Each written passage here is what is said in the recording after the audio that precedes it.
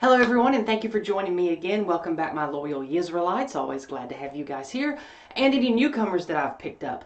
This week on Eunuch Corner Club, we're going to do something a little different. I'm going to use my Corner Club privileges to address someone that I met on a live stream earlier this week. It goes by Bantu Rhino on Twitter. I just met the man. He's a good-looking dude, as you can see here. I like him. He was fun. He was playful. We share some ideas. We conflict on some others.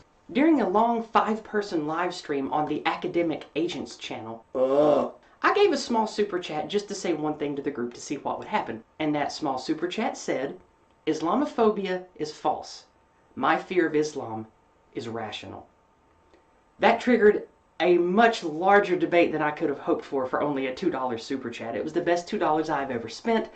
And this man Bantu delivered a lot of points that I think are wrong, and I eagerly look forward to telling him why I think he's wrong.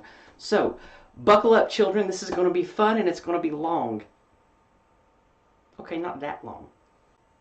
But before we get into it, I'd like to remind you, share this to anyone that you think would enjoy me, that you would enjoy my content, or that you just think would like to hear what I have to say.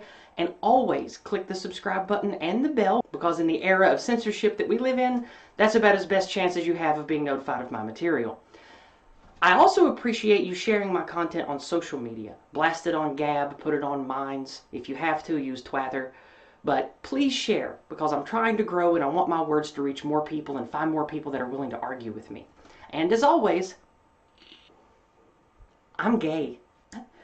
I'd like to preface this by saying I like the guy Bantu that I'm going to be responding to. I'm not going to be taking clips of what he said. I am going to share the source link for the live stream, so you can go take a look at it. I'll include the timestamp where the super chat comes. It's towards the end.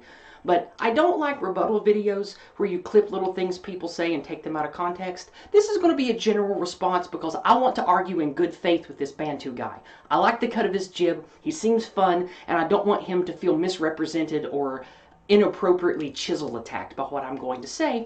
This is more of a launch point for a presentation that I had in the works anyway, so I bumped it to the head of the queue, and here comes my presentation on Islam. It's not gay. Let's get started, shall we? As a launch point, I would like to state my initial claim. I think Islamophobia is a false term. I'll be going into more detail about Islamophobia in a different video series where I go through and break down the different tools of socialist propaganda and how the communist regime of the Soviet Union used different things like Islamophobia to come to power. But my initial claim here is that Islamophobia is a false term because the suffix phobia means an irrational fear.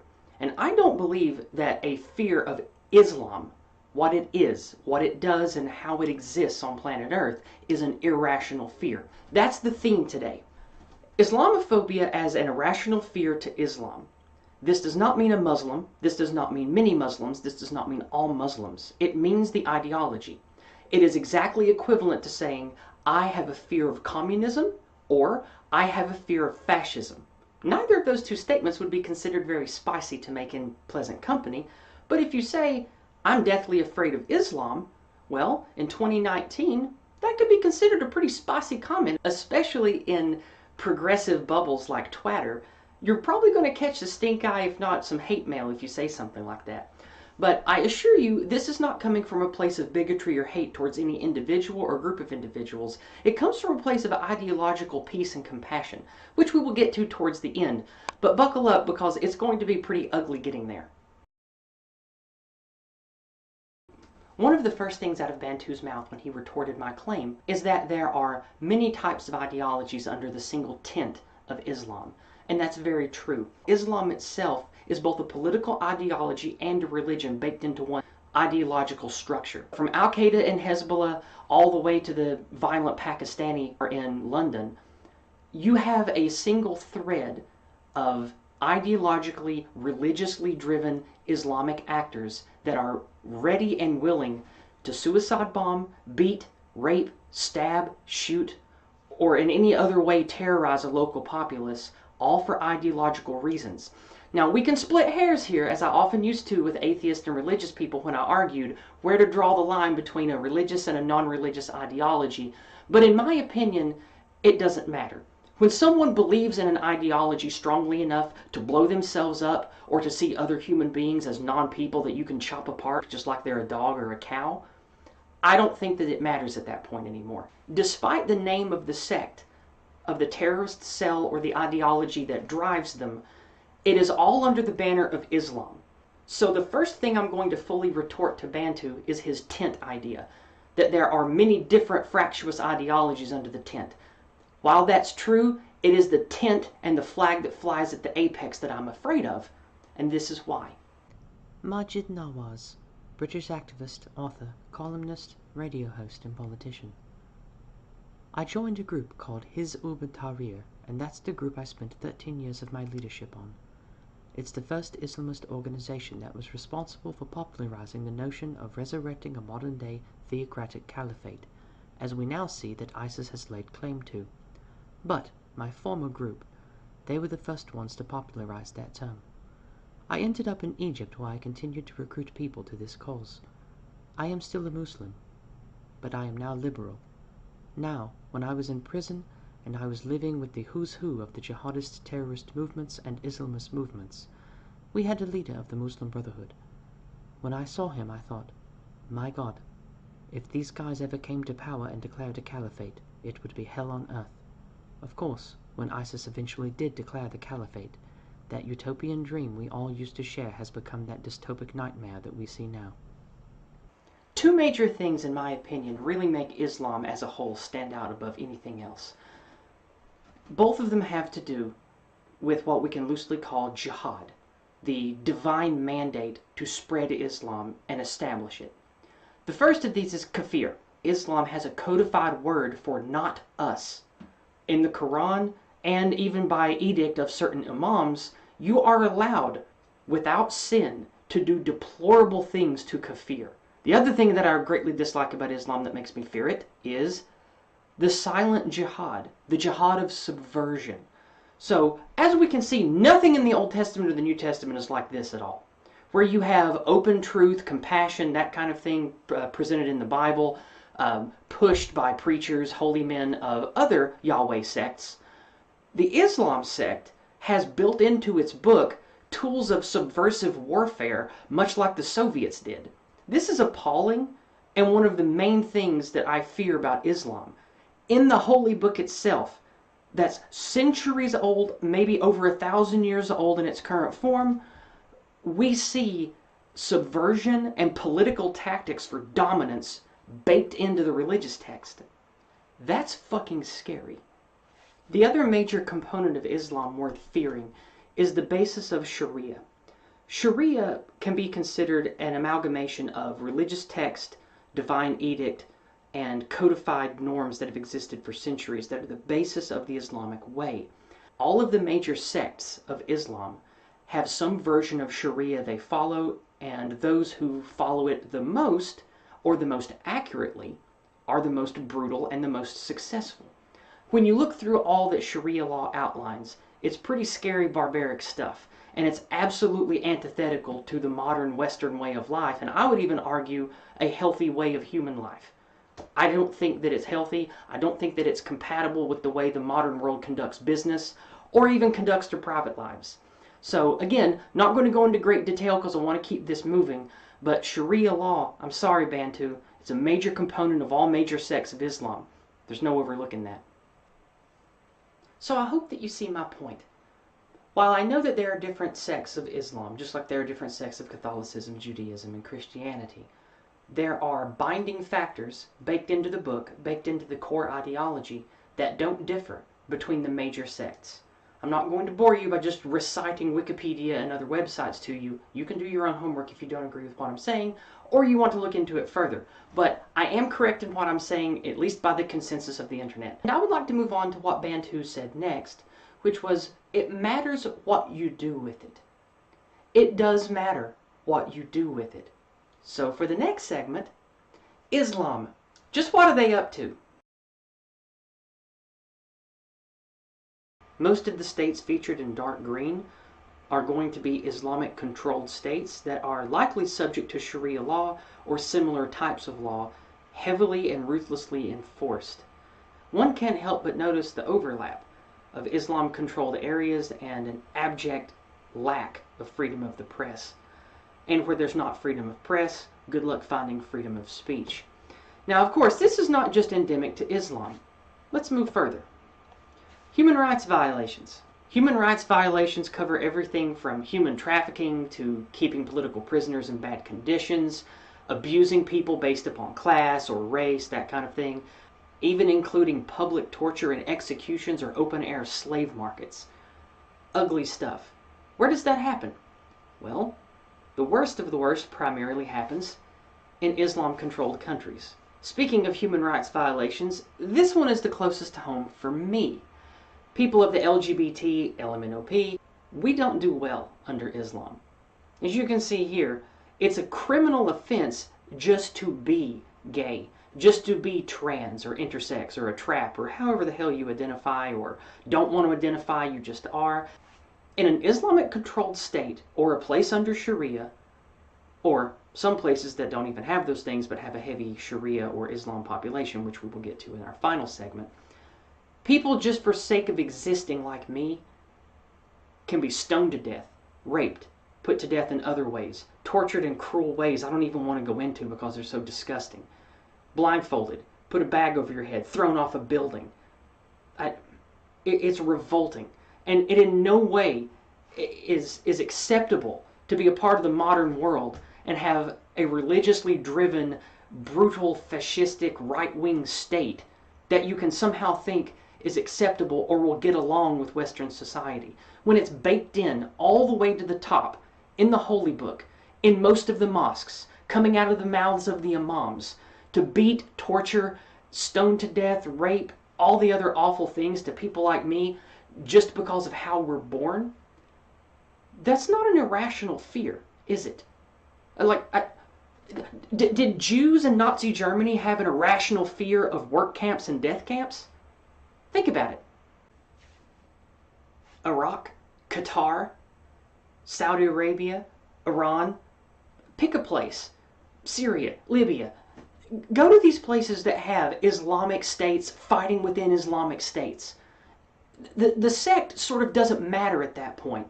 When you have ideologically driven people under the Quran, caring about Sharia law, willing to blow up their own people of their very similar types of ideology in a massive swath of the world, I don't know how you can't see the connection of this ideology with these actions. And to say that not all Muslims or not all types of Islam, I think is a completely empty and cowardly stance to take on the Islam problem. Because Bantu, like me, you're a Western white person. You don't look like you're stereotypically Muslim. You don't live in a stereotypically Muslim place. You don't, well, I don't know much about you, but you likely aren't involved in any Islamic groups or attend Islamic mosque. You probably don't identify as Muslim. But the vast majority of people who suffer under Islam are brown, are Muslim, do attend mosque, are a part of Islamic organizations. They do live in Islamic states. So I think that not only is it cowardly, but it's sort of inhumane to just casually dismiss my fear and my valid points about Islam as, oh, you're a bigot, or oh, not all Muslims, because not all Muslims, but yes, a lot of Muslims on planet Earth suffer horribly under the brutal heel of Islam. And we have millions of allies, we meaning Westerners, within Islamic states and Islam-heavy areas that are Muslim, who want us talking about this stuff, who want to ally with us and help fix these awful regimes, help tend to Islam, help make it more compatible with the modern era in Western society. And when you just casually brush it off as not really a problem, you're blowing it out of proportion, you are doing all of them a disservice by deprioritizing their needs. What's more important, caring about hate speech or who called who a faggot on Twitter, or using your voice to talk about real atrocities and real problems that are eventually going to affect all of us where we live? The reason I'm afraid is I know how to look outside myself. I know how to look outside of the area of the world I live in. I look, I watch, I read, I learn. figures of the violence, the terrorism, the warfare. Look at the numbers of economic suffering, life expectancy, which we'll get into shortly. But just think of all of the violence done in the name of Islam versus Islam, or Islam versus something else. It's appalling. And that's just talking about places that are Islamic, places that are obviously blatantly under Islamic control. What about places that aren't? Places with minority. Sweden. How's it going in Sweden? Sweden, home to hot blondes, dead Vikings, and the Swedish chef. Now, add another thing to this list. Sweden is now the proud owner of the title, the rape capital of Europe.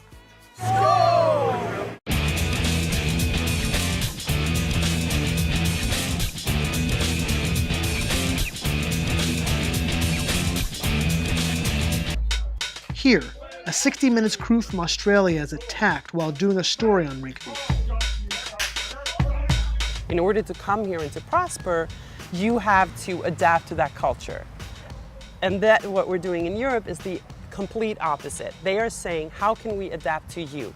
Do you think that Sweden has a responsibility to adapt to the immigrants' culture coming in? Definitely. Should a woman, when they come here, dress, modestly, with pants and with sleeves?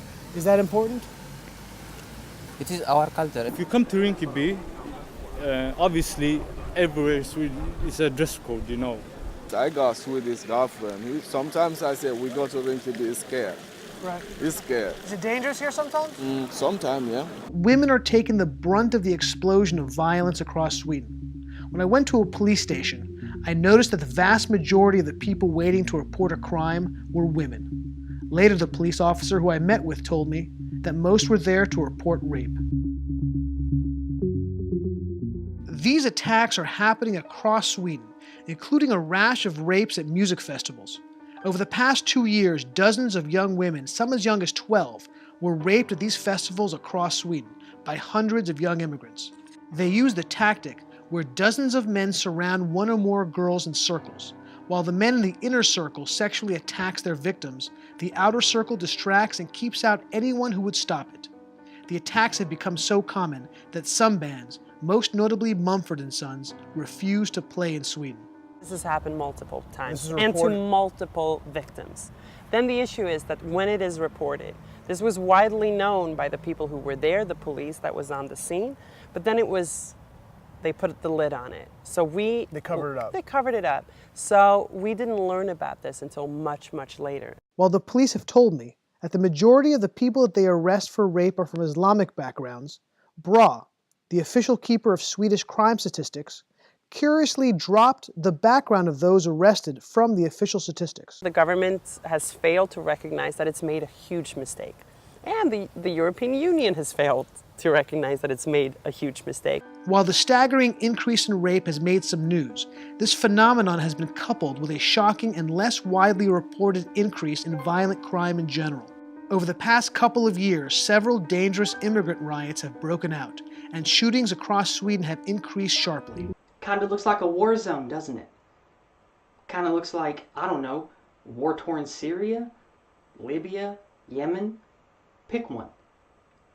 Muslims, to my knowledge, only make up 8 to 9% of Sweden. Look at the problems they're having there already. But more of that later. What about the numbers? We hear terrorism is bad, right? We hear, oh, Christchurch shooter bad. Yes, Christchurch shooter very bad. Disavow. But let's look at some real numbers. Islamic terrorists putting up some serious figures. Taliban shooting, 3 killed, 5 injured. Taliban shooting, 21 killed, 23 injured. ISIS shooting, 20 killed. Taliban shooting, 8 killed, 5 injured. The Yurgoy massacre, probably said that wrong, 49 killed. Taliban suicide bombing. ISIS rocket and bomb attack, 20 killed, 12 injured. ISIS raid, killed 3. Taliban shooting and bomb attack, kills 8, injures 2. Taliban shooting, Taliban shooting, Taliban shooting, ISIS shooting, Al-Qaeda shooting, dozens more die, ISIS bombing, suicide bombing, Taliban beats and beheads 8 people, Taliban shoots another 30 people.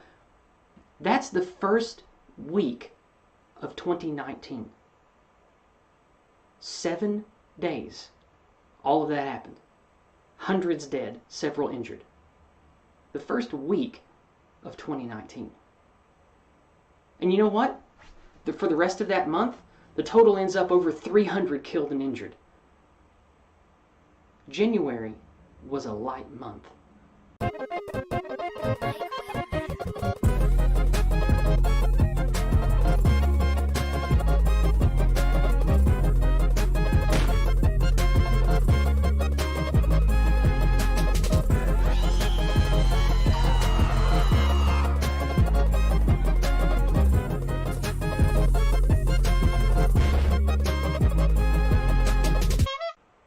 January, February, March, April. Almost 100% of those are Islamic victims or people that live in areas that are Islamic dominated. Nearly 100% of those totals. And those numbers, I cut out all of the figures in each month that had anything to do with specific political beefing, things that were not part of Wahhabi, Debunking, Al-Qaeda. Those figures are specifically cited Islamic terror attacks and Islamic murders or jihad attacks. I cut out everything else, and it's still that staggering. So in summary, all I have to say to that is, perhaps someone would argue, yes, but that's just a war, whether it's ideologically driven or not. Those are casualties of warfare. States trying to acquire resources, trying to consolidate power. Okay, well, let's move away from warfare, soldiers, and bombs. Let's talk about something else that the world cares about. Women. Women's health, women's rights. I care about those things. You probably care about those things. I know from his Twitter, Bantu cares about those things. Do you know who else cares about those things? Feminists. And I'm not talking about vapid virtue-signaling pink hairs on Twitter. I mean real feminists, activists around the world who want female equality under the law, out of the rule of oppressive patriarchal dominant structures. And I don't mean the boogeyman patriarchy like the pink hairs talk about here. I mean actual patriarchal dominance and oppression. Speaking of feminists and people who care about women, Valerie M. Hudson is a 60-year-old woman who has a long life of accomplishments, writing, speaking, and activisting for women. She has written about the disparity that women face the world over, and is probably a feminist if I had to guess, and what I might call the old kind or the real kind. Without putting any words into her mouth, let's move directly into her work. What keeps women excluded from security decision making? What she calls the patrilineality and fraternity syndrome. She outlines it here as the state, meaning laws, order, society, and then a social network of family members, friendships, etc. The variables that she lists for what can cause this syndrome can be seen here. Level of violence against women at the top of the list. The one that I want to focus on specifically here is age of marriage for girls, and of course, violence against women. This data was collected by a research team that cares about women's rights the world over, and was compiled for this by Dr. or Miss Hudson, whichever she prefers. According to her syndrome scaling, these areas are the ones that are suffering, where women suffer the most from it. Well, as we've looked at maps earlier today, you can guess what these countries have in common. Here we can see the same places suffering from an inequity in family law practices, such as who has ownership of what, who gets control over the children, and things like that. Oh, property rights. Well, wouldn't you know it, under Sharia, women kind of are property. So why can property own other property? If socially and legally you have less rights and are less of a person, and in some Islamic states, exactly half of a person, you probably don't get as good of access to social or medical care as the men would, right? Now we start getting into the darker stuff. Human trafficking. Well, look at that. More overlap with Islamic states. Human trafficking, forced sex work, slavery. Arguably the most disgusting of all, child brides, arranged marriages with youngsters. Women that haven't even started to become women yet, already getting paired off for breeding purposes. So as you can see, someone who's a world-leading expert on the rights and equality of women, in just 2017, her findings, what she posits, it's not modern feminist drivel. This is real political science. All that she collected specifically shows massive discordance with Western life of the United States, Canada, the UK, France, Germany, with Islamic states and Islam-heavy areas. So what are they doing with it? Apparently what they're doing with it is waging war, not only on themselves, but of others that think differently from them. They're keeping their women as non-people. Child marriages, human trafficking, in numbers bigger than most places on earth, and definitely in numbers that dwarf anything that Western society does. That's what they're up to. And again, it's a component of why Islamophobia is fake, because it's not an irrational fear to not want to live under constant warfare, to not want to live under a hard right theocracy, to not want to live in a place that has women literally counting as half the value of a man, where child marriages are arranged. I am afraid of that being the society I live in. So let's chill a minute. Settle down from all that negativity.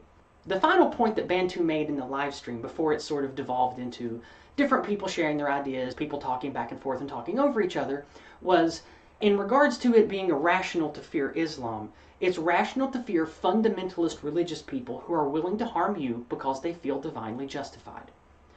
And that is a good point to move to Western society. And why, as a Westerner, while I don't live under Sharia, I don't live in a place that is governed by Islamic law, and I also don't live in a place that's anywhere close to even 9% Muslim like Sweden. This is why I fear Islam, is because of how it's already beginning to encroach on Western society, and the powers that be are not stopping it. Excuse me, officer. Do you know that they're not allowed to do that in the parks, in the royal parks? Pray. No, they are. No, they're not. They're not. It's against park rules. They've been given an area that Why? It's not blocking off the main concourse. It goes I believe. Well, it goes against the park rules. Okay. The royal park rules. I think it's been considered. It shouldn't, because we're not allowed to do anything. Right. No form of prayer is allowed. Right. As far as I'm made aware, well, I think they've been given an area which is no, obviously not infringing on people that are walking past. It's against the regulations. Well, it's not it's my against job the to regulations. make that. Well, you're an officer of the law. Yes. You're supposed to be upholding. Yeah, but I don't know, and I could you never just possibly admitted know. to me that I'm not you going to know. debate with you. Well, okay? you just admitted to me that you are aware of the law. Yes, and you're I am, letting yeah. you're choosing But I carry to that with me disobey. because there's so many. Even though I'm Right, asking okay. you I'm not why gonna it's debate being with you, allowed. okay? As a citizen of this country, and I'm telling you that I'm my saying boss to has you told me it can go that on. activity Yes, is ma'am. not allowed, and you're permitting it as an officer. I am, yes. For what reason? Well, so are all my colleagues. Why? Because my boss has said it can carry Why? on. Because I asked them. We are You cannot enforce to allow it to continue. What? So whether it's allowed or not, you've been instructed to let it continue. All laws are Under discretionary. what? No, they're not. Well, they are. Wait a minute. That's an officer of the law. All laws are discretionary. Trying to go against We the are law. allowed. You know full well that the reason why you let them is because you don't want any trouble. That's why. That's your opinion. Am I wrong? Am I actually? Come on. Am I wrong? Come on. That's not mine. If you went over there now and said, "Excuse me, gentlemen, yeah, could you please, you're not allowed to do this." Do you think you'd get out in one piece, or do you think you might have a riot on your hands? We probably would. And I think you know why? Because for some reason, everybody else has to follow the law. There's exceptions being made for a certain group of people who believe in a certain ideology, and it's totally unfair. And you're not going to tell me what it's about? All right, so what time is it? It's 10 to 9 in the morning on a Tuesday morning, and the police are at my door filming. I can see your footage going, and I'm going to open my door, and I'm filming what is going on. You're not coming in. Fine. No, I need you're not to, coming. You no, need to come out then. You're not. Okay. What are you doing? You need to come out. What are you doing? This time you're under arrest, okay? For what? Preventing the course of justice. What course of justice? Do not resist us. What are Do not rely on it in court. Anything you say may be given evidence. Ow! My necessity for your...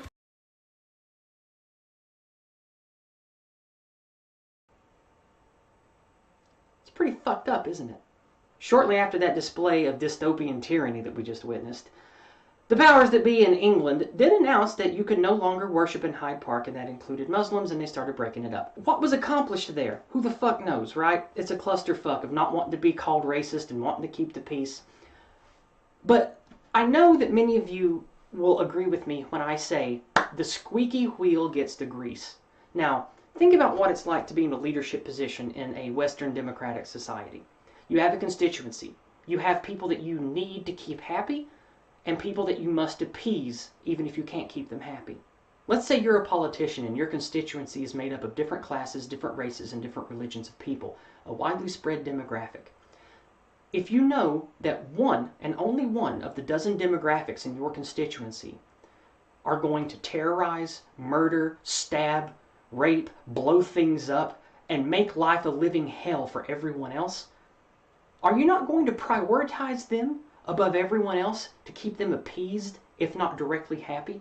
Of course, the most violent, awful, deplorable people are going to get appeased in a society that has an inherent rejection, an inherent aversion to conflict. Don't take my word for it. Don't take my word that we have Sharia starting in the West. Take Javaria Saeed. Take her word for it. She's actually part of the system. And well, to start off with, the first day that I joined the unit, I was told by an officer to get down on my knees and beg God for forgiveness for the way that I choose to make my decisions as a Muslim woman. And then later on, there were comments around FGM, advised to other police officers that FGM is a clean and honourable practice in Islam, and we should be careful not to criminalise it. FGM, an honourable practice? Come on!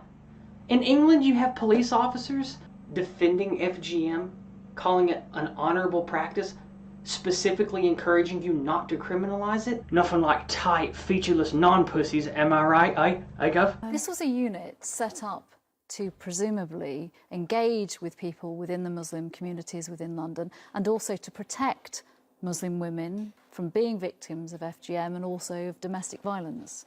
That's right. The unit was very much designed to give advice, theological advice, to our officers, our colleagues who were dealing with domestic violence and FGM, but also to bridge a gap between the Muslim community and the Met. You complained about this at the time. This was 2 years ago. Why didn't you make a formal complaint? When I raised it with my line managers, the response that I got was that these are their views, and if they upset you, then we will talk to them. And then I raised it with professional standards, and I was told time and time again that I should go away and think about the impact a complaint would have on me and my career. So I was told that the Muslim community will turn against me if I spoke out about conservative Muslim men. I was told that I would lose the case and they will come out a lot stronger. Did that frighten you? It did, in the sense that I understood that I didn't have confidence in professional standards after they'd advised me not to make a complaint. The Met says that each time that you raised a complaint and a concern, you were asked to document your complaint, but you declined. During the review that took place, I did document some of my allegations in the review, and they were never investigated. I also raised my allegations with senior officers, including BME officers, and they all advised me to not make a complaint because it would tarnish my career. Ask yourself, why?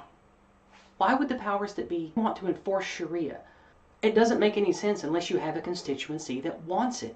But Yizz, you can't be right about that. Au contraire. The Gatestone Institute did a large survey of British citizens, and I'd like to walk you through this survey and show you some rather terrifying data about British Muslims. Perhaps the most worrisome thing is the one at the top here that says 100,000 British Muslims sympathize with suicide bombers and people who commit other terrorist acts. Moreover, only 1 in 3 British Muslims, 34%, would contact the police if they believed somebody close to them had become involved with jihadists. It goes on to say, in addition, 23% of British Muslims said Islamic Sharia law should replace British law in areas with large Muslim populations. On social issues, 52% of Muslims surveyed said they believed homosexuality should be illegal, compared to 22% of non-Muslim Britons. Nearly half believe it is unacceptable for a gay or lesbian to teach their children. At the same time, almost a third, 31%, of British Muslims think polygamy should be legalized. Among 18 to 24-year-olds, 35% think that it is acceptable to have more than one wife. That's British Muslims. This study was done in 2014. 39% of Muslims surveyed believed women should always obey their husbands, compared to only 5% for non-Muslims. 1 in 3 British Muslims refused to completely condemn the stoning of women accused of adultery. The poll also found that a fifth of British Muslims have not entered the home of a non-Muslim in the past year. It's important to keep in mind when talking about statistics that how the statistics are gathered always matter. As you can see here in the article, it points out the survey was conducted in an area that was around 20% Muslim. So that could throw things off because the Muslim population of the UK is only about 5.5%, it says. But as a counterpoint to that, more than half of Muslims in the UK live in an area that is more than 20% Muslim. So take this survey for what it is, but I still think that it's staggering and it is overwhelmingly negative compared to non-Muslim British population. I'm not going to spend any more time on this particular part because it's pretty easy to see. If a notable part of your population wants Sharia law, wants to live under Islamic code, and then a smaller but terrifying percentage of your population is okay with acts of terror for the name of Islam, and would even turn a blind eye to it and not report it to the police? That's fucking terrifying. Squeaky wheel gets the grease, right? Sorry, I needed to calm down. Anyway, I'd like to read you something that I wrote. What if we had a small religious sect in America that believed as a sign of spiritual oneness with God, male children should have their scrotums cut in half and each testicle stitched into its own skin sack and then tied in a bow on top of their dicks? Would you find that acceptable? Would you tolerate that happening to young boys at your children's school? How would you feel if you discovered the local police knew it was happening, but defended it because they said such a thing was respectable and honorable? And then you discovered it was because the people that want to do that are ready and willing to tie dynamite to themselves and blow up anyone and anything in the community to get their way. You'd be pretty mad, right? Just think of the civil unrest something like that would breed in your community, in Canada, in America. Think about that. This is an ideology that breeds thoughts and breeds a way of life that is antithetical to pretty much anything that is core to your being as a Westerner, as a normal Christian, atheist, Catholic, Jewish, whatever Westerner. And also, it's very important to remember, this is antithetical to the way of life of millions of Muslims that live under this poison. It's very important that we talk about this honestly because we want to help humankind rise, progress, be progressive, move away from archaic barbarism. I know many of my viewers are atheists. I know many of my viewers are Christians. And in my opinion, when you start talking about the Yahweh sects and what the Yahweh religions have done, the modern form of Christianity is pretty damn progressive by comparison. And of course, overlap with Catholics there too. But you get my point. As ridiculous as that hypothetical was, you get what I was fucking saying, right? I need to wind this down. It's already gone way too long. So I get really passionate about this topic, as you can probably tell. I'd like to remind the viewers, especially you, Bantu, if you even cared to look at this at all, there are millions of Muslims the world over who agree with me. High-profile ones like Majid Nawaz, ones that people have never heard of, slaving away in their kitchens in Saudi Arabia. They want these things talked about too. And with that, I'm going to wrap it up. Bantu, I hope you enjoyed the whole thing. You lit the fire under me, but I already had a lot of this prepared and ready to go as a future presentation anyway, so it just kind of dovetailed nicely with what happened earlier this week on the live stream. Thank you all for joining me. Thank you for helping me explore ideas. Thank you for helping me build new ethics, new philosophy that will hopefully carry us into a better information age and a better future for humanity. Please subscribe, click the bell, share this video with anyone who you think would enjoy it, blast it on social media. Help me get truth to as many ears that will hear it, and maybe we can make the world a better place together. That being said, I hope you all learned something. I certainly learned something while making this, and I look forward to having more content for you soon. Take care.